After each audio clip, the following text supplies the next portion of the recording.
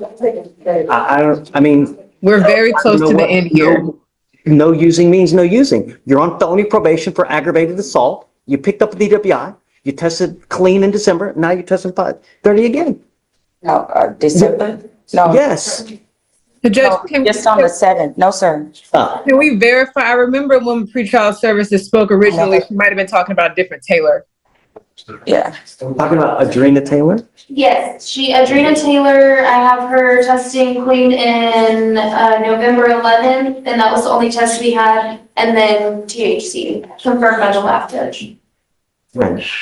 Confirmed by the lab on the 14th. This March. Yes, Judge. And then another positive today. And positive today again. Still, Which goes with you. mistake, Your Honor. It will not happen again. I'm gonna lose my job. She is there with her parents. Honor, please. It won't happen again. You're on felony probation. I've ordered you not to use. Now you have a DWI. You tested positive twice. But I wasn't driving in the DWI. My car was just So sitting. don't say anything My about lawyer that. Ms. Talk about the case with you now. Ms. Hawkins. Yes, Goes with you. Oh, God. Oh, don't take my baby, Your Honor. Please, I need her. I'm sick. Please, Your Honor. No, please. She didn't. Oh, God. I'm not feeling about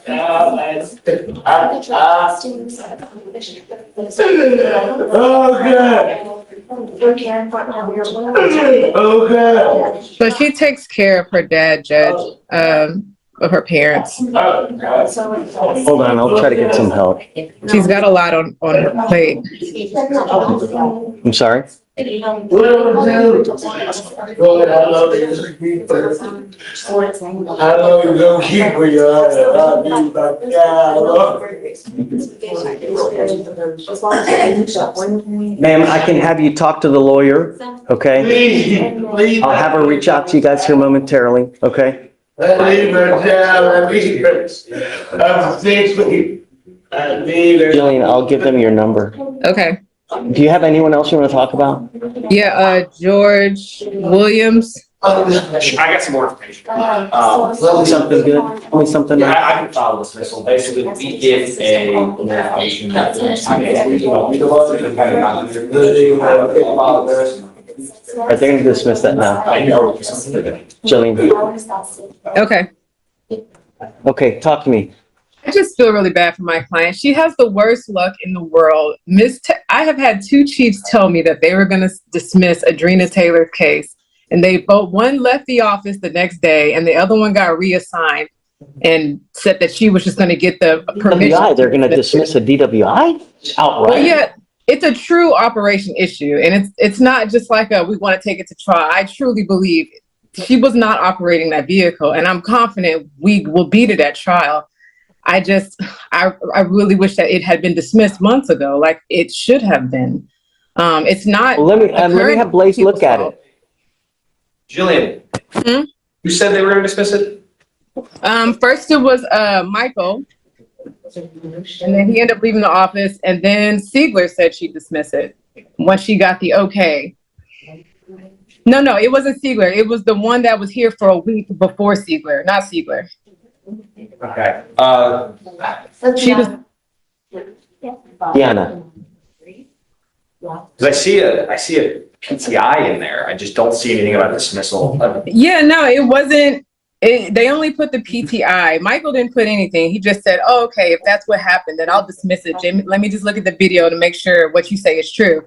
And that's exactly what the other one said. Let me look at the video this weekend. If I see what you're saying, then I'll dismiss it. And they both were gone the next Monday. And I just feel, I understand Miss Taylor is under bond conditions, and this is no one's fault but Why hers. don't we do this? Why don't we roll it, till tomorrow to give Blaze the opportunity to look at it real quick? Maybe he'll come to the same conclusion. I don't know. Okay. I mean, he's about as one of the most reasonable people that we've ever had, No, I agree. This isn't his fault at all. It's just, I just feel really bad for her. I just want to fight.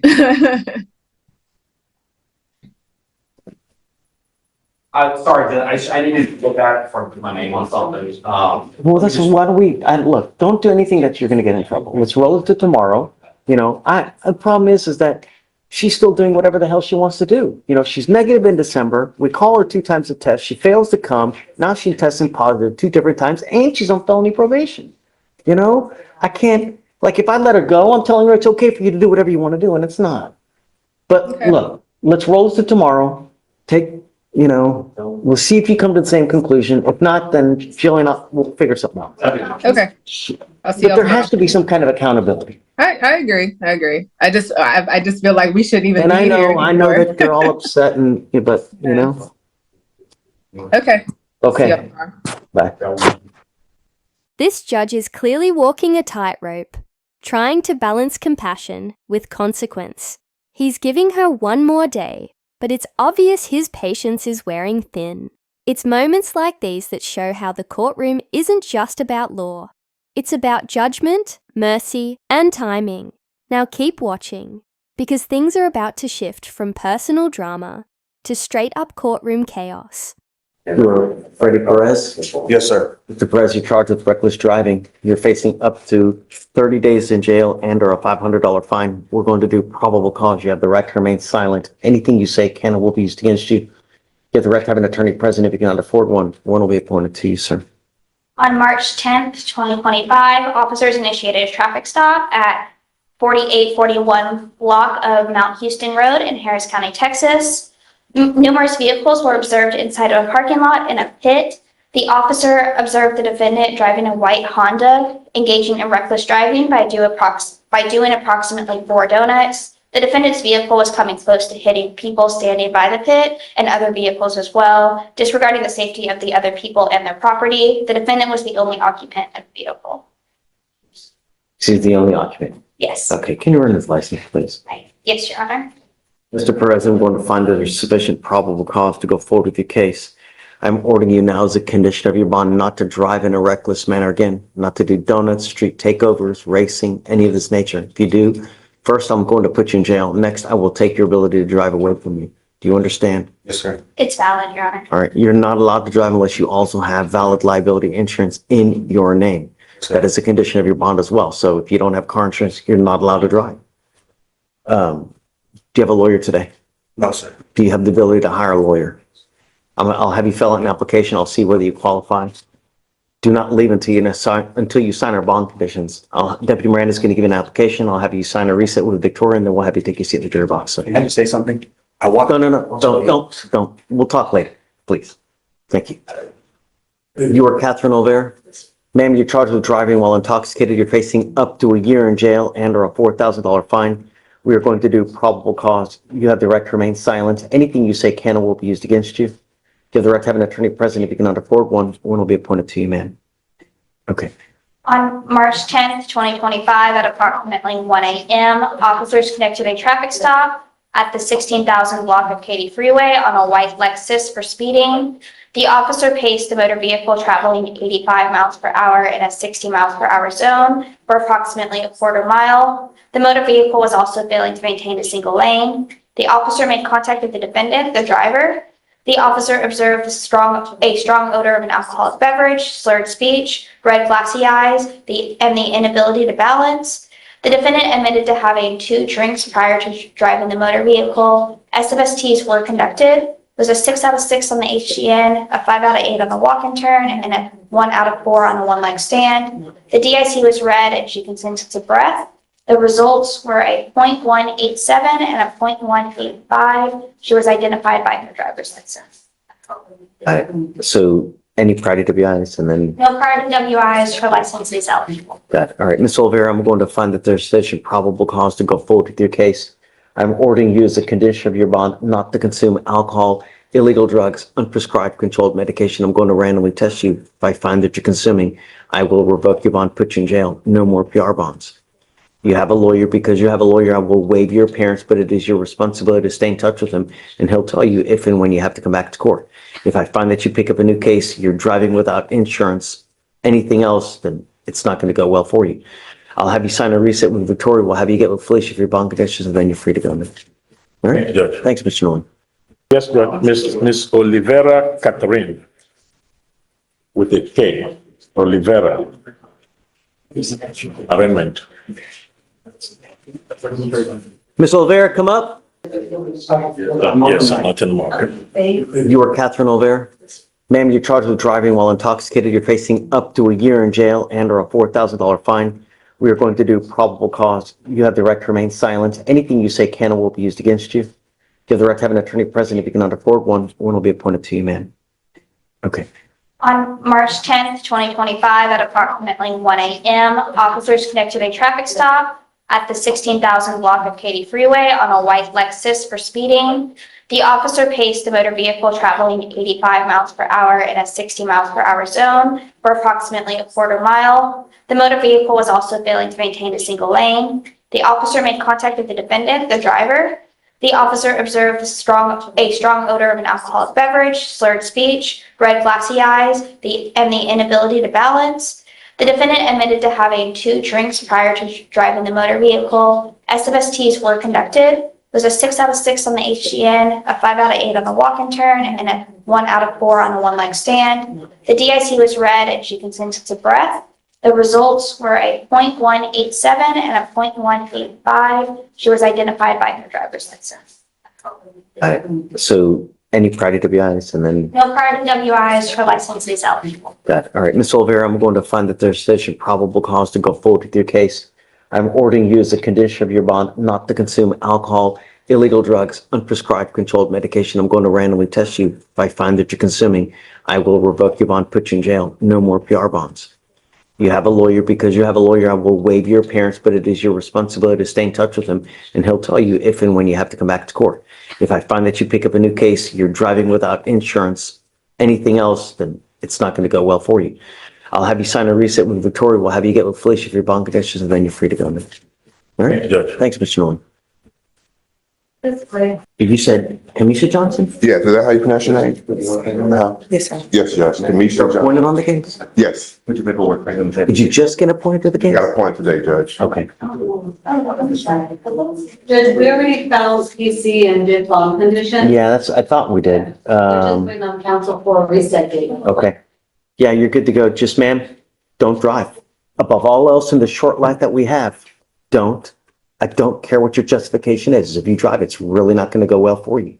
Do you understand? All you got to do is get your Texas driver license, liability insurance, show us that you got it, and then I'm happily take all these conditions off. Can I ask a question? If I do my occupational license, thing, could You you? need to call DPS first, because if you've never had a license, that's going to be an issue. So you need to call them first to see what you need to do. Don't just try to apply and start spending 152. I went there, that's why I have asked you. Don't just start, I can't give you legal advice. The only thing I would say is go to DPS, call them, and they can tell you what you need to do to actually get your license. Why are you going to pay all this money to get an occupation when you should go get your regular license? Because on the chart, it says that I have to have an occupational for like a amount of time in order to release the license. I don't know if I would grant you one. I really don't. I'd have to look at a lot of things. First things first, though, is call DPS. This is the number of the driver's license division. Call them at 7 a.m. Otherwise, you'll never get through. Don't call at 8:01, 9:32. You'll never get through because the phone lines, you have to call it right when they open, which is at 7. Call them and figure out what you need to do to try to get it back. And that's what you need to do first and foremost. Okay? Great. Thank you, Judge. All right. Ms. Johnson, Kamisha Johnson. You said Kamisha Johnson? Yes, is that how you pronounce your name? No. Yes, sir. Yes, Judge. Kamisha Johnson. Appointed on the case? Yes, Put your paperwork right in the Did you just get appointed to the case? got a point today, Judge. Okay. Judge, we already found PC and did bond condition. Yeah, I thought we did. We're just waiting on council for a reset date. Okay. Yeah, you're good to go. Just, ma'am, don't drive. Above all else in the short life that we have, don't. I don't care what your justification is. If you drive, it's really not going to go well for you. Do you understand? All you got to do is get your Texas driver license, liability insurance, show us that you got it, and then I'm happily take all these conditions off. Can I ask a question? If I do my occupational license, thing, could You you? need to call DPS first, because if you've never had a license, that's going to be an issue. So you need to call them first to see what you need to do. Don't just try to apply and start spending 152.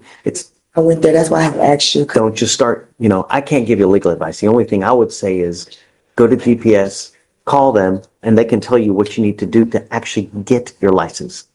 Why are you gonna pay all this money to get an occupation when you should go get your regular Because license? on the chart, it says that I have to have an occupational for like a amount of time in order to release the license. I don't know if I would grant you one. I really don't. I'd have to look at a lot of things. First things first, though, is call DPS. This is the number of the driver's license division.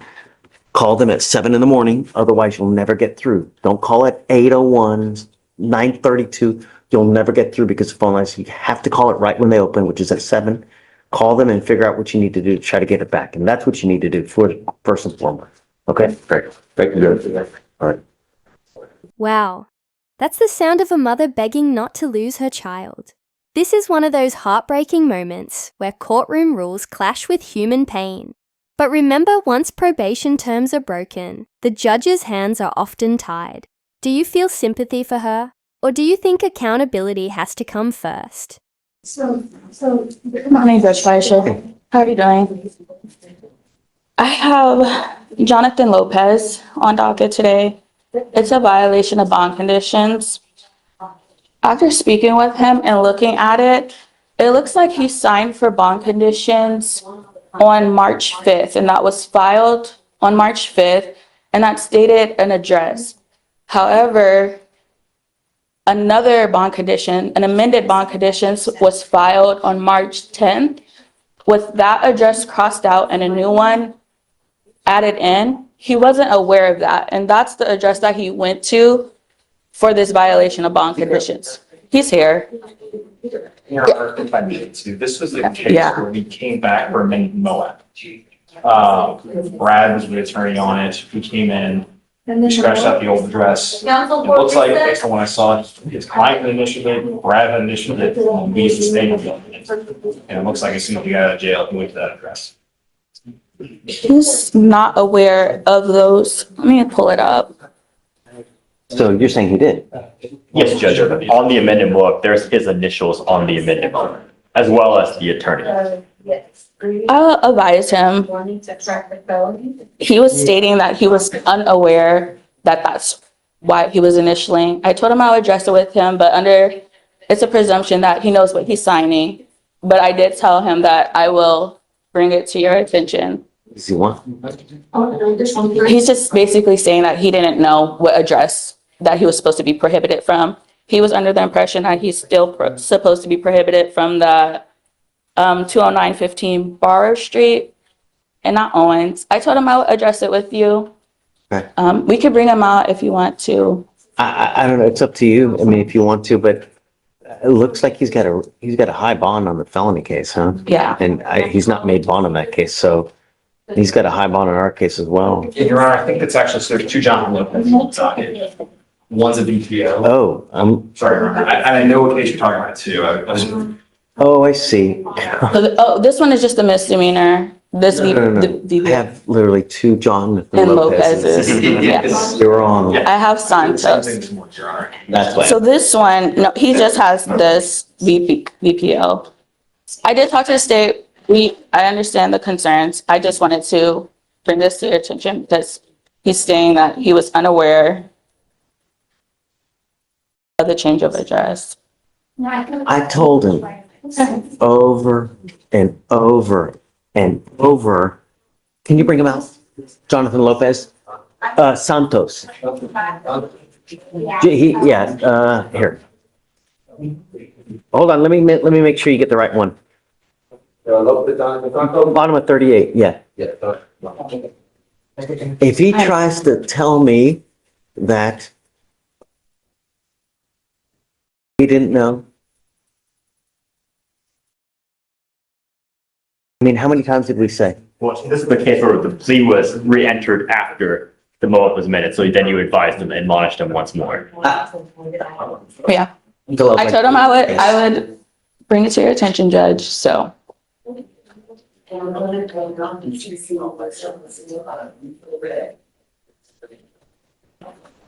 So this is the one where we did, we did the plea on the terroristic threat, right? The terroristic threat, the evading were dismissed. Or two terroristic threats and evading were dismissed, right? That wasn't with me, Judge. Yes, Judge. Okay, so No, it was just one terroristic One threat. terroristic Yeah, it threat. was just one. How's jail? Some just don't get it. I mean, I'm truly at a loss. Truly at a loss. When we did the plea, not 6, 7 days ago, I told you probably 25 times, don't go back. And now here, you've picked up a violation of a bond condition of protective order. Let's do probable cause because I don't know. You have the right to remain silent. Anything you say can and will be used against you, sir. Please. On March 12, 2025, in Harris County, Texas, officers were dispatched to a violation of a protective order call. The officer met with the complainant, who stated that she found the defendant in her mother's house while there was an active protective order, including a residency restriction. The officer arrived and found the defendant at the location to confirm there was a protective order prohibiting the defendant from being at the location. So it goes back to mom's house. Yes, sir. Not the, Yes, sir. She went back to the residence.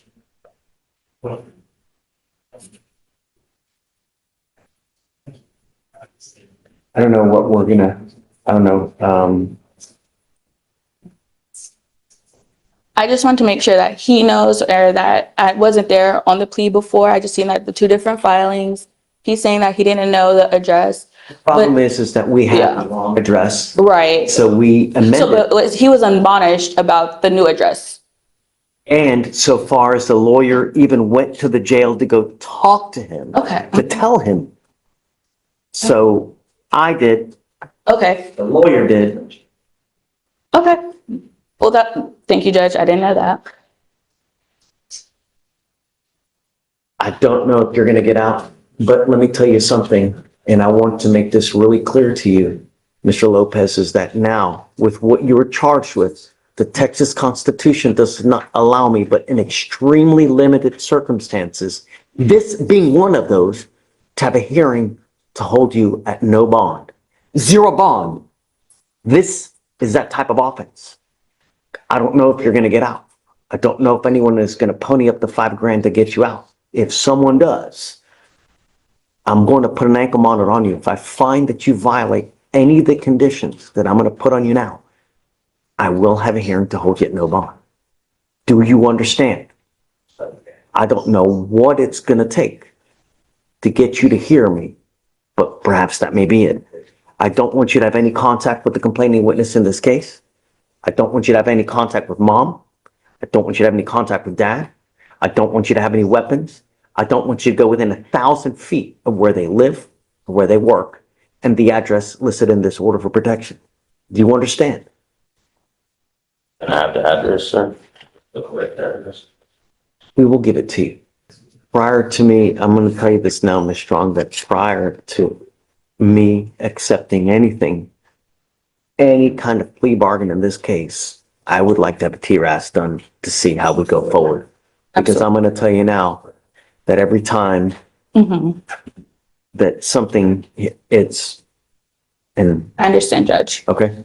All right. Absolutely. Okay, so we need him to sign conditions real quick, and then we'll give him a copy of the MOA right here, and then he can go back. Thank you. Sure, and I'm gonna find probable cause as well. Okay. Okay? Hey, Judge, good morning. Hey, good morning. I have a case on docket today I emailed the prosecutors about. I just haven't gotten a response from them. So I saw Victoria's email and I thought I'd zoom on. I'm about to walk into court here in Brazos County. It's on Johnson. And I emailed Miss Watson, who I see is not there, but also I think Blaze was copied. It's just PTI documents showing that he's done everything. So you're saying that this one's ready to go? Yeah, it's ready to be dismissed. Okay, who did you send it to? Did you send it to Blaze? I sent it to Blaze and Mackenzie, but I know she's not there. I got some other Take your time. Cool. Yeah, he's being flanked every which way, so. Yeah, no worries. I just want to be sure we weren't going to miss anything. So I appreciate it, Judge. Yeah. You got anyone else? No, that's it. I just wanted to call and check That's in on it? that. Okay, so just go. If there's a problem, I'll call you. All right, cool. You Thanks, don't Judge. have to wait just for the sake of waiting. Okay, thank you. Hello. Yeah. Do you know what your lawyer had worked out for you to do, sir? Today? No. What you were supposed to do between the last setting and today? What were you supposed to do? He told me I needed to go to a mental health evaluation or something like that. All you had to do was walk in, tell them that you're there to do it, and then they would have done the assessment.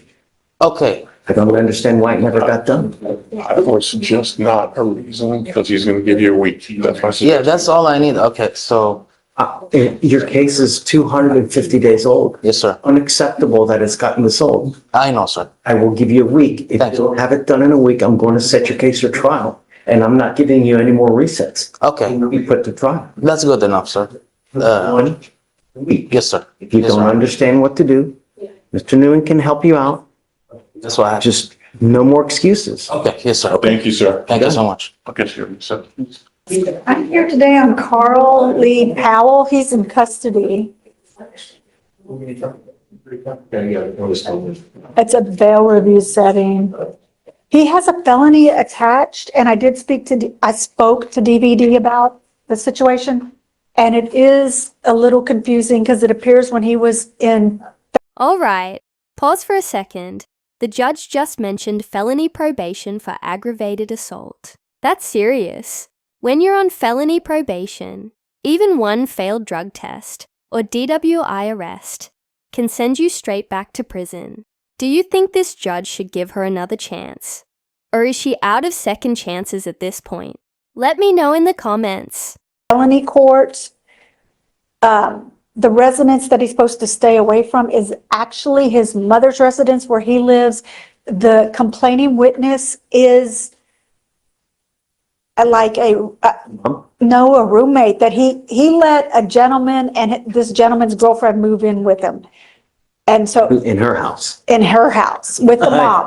With the mom. And then the allegation is that the complaining witness stated that he, assaulted her on a different occasion. And then that's when the charges were filed. So, Complaining stated that Mr. Powell. yes, Okay. assaulted her. Okay. And then charges were filed and he was given bond conditions. And at that time, like January 31st, a MOEP was signed. Okay. And he had an ankle monitor. But the complaining witness then went to a rehab facility for crack addiction, I believe. And so when she was out of the house, he goes back to felony court. He goes back home. He goes back to felony court. The judge allowed him to amend the bond condition so he can go back to that residence. Sure. Yeah, that's when I spoke to DVD. But the problem was the MOEP was still in place when he went back to the house. So I think it's a violate bond condition and a MOEP. But since that time, I guess, when he spoke to Judge Peebles, that he amended the bond conditions, removed the ankle monitor, and allowed him to go back home. In this court today, the violate the protective order is alleged to have occurred that the complaining witness went to the house where his mom lives to get her stuff because she was told she had to move out because her boyfriend now is in custody for a different offense. So she was asked to leave the residence. The mom didn't want her there. So she goes back to get her belongings. And that's when she encounters Mr. Powell's in the house because he's been living there with his mom. And so she does state, I think, in her, in the probable cause that he did not threaten her or he did not assault her, but here we are. It's a black letter law, right?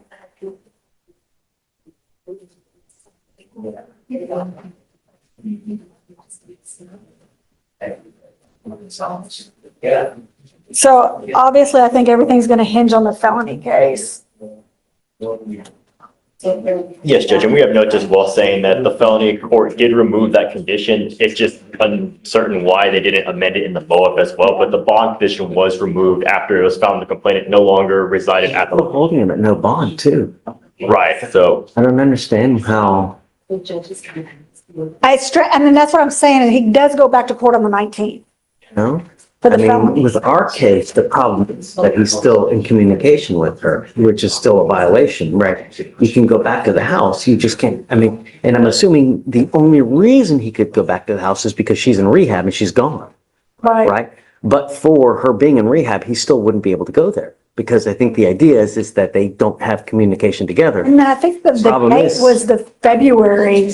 And Yeah. what I don't, the problem upstairs is they didn't try to anticipate if and when she would leave rehab to go back home, because if he's there, which he probably has nowhere else to go. Right. And according to our case, she was there to get her belongings, and that's whenever they came into contact with one another. So ours is a good case then. Yes, technically, because based on the MOA that wasn't amended, so, No, because that's, you know. no, but they still are having contact. Yes, That's the problem. just as Not the pled. fact that he's Just over. as pled. Well, he lives there. She came over to get her clothes because she was kicked out. It's his mom's house of 40 years. Right. Yeah. Right. And then she came, And his mom is a complaining witness. no, Who's a complaining witness? Complaining witness. he moved a in roommate. basically to crackheads to the house. And it's a guy and the girlfriend. And then the girlfriend had to leave.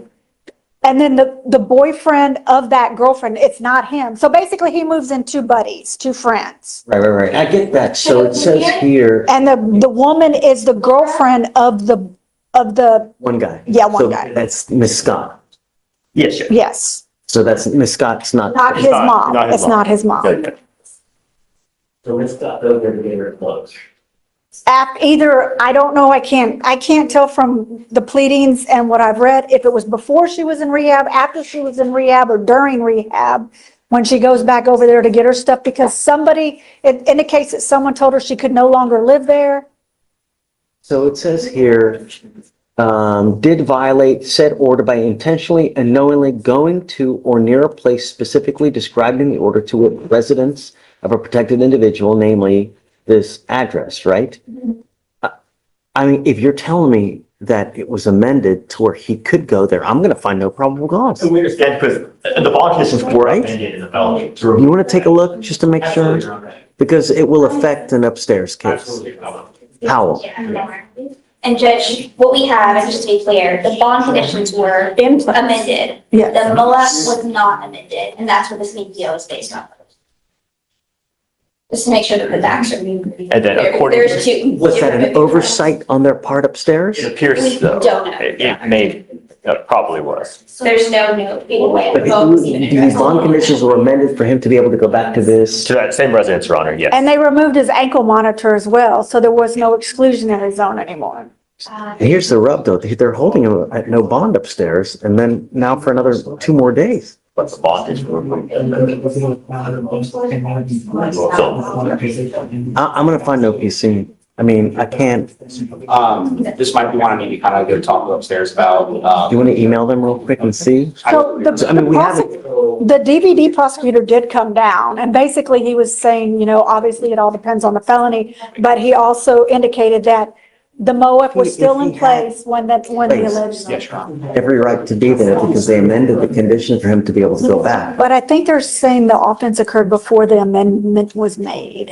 That's a different story then. Yes, Your Honor. And so Say that they amended the condition. sorry, Your Honor, the other thing is this is a, February 14th, and this office date Oh. is. So what happened is when he went to the location, he got a bond violation. And so he appeared in felony court after that, and they amended it. But he's still nevertheless, Right. Your Honor, before, I just asked for before I'm not a going to. decision is Because this is the date, but it's the date before the conditions were modified. He still is going there when he's not supposed to be Okay. there. Right, okay. But I was asked if he would reduce his bond.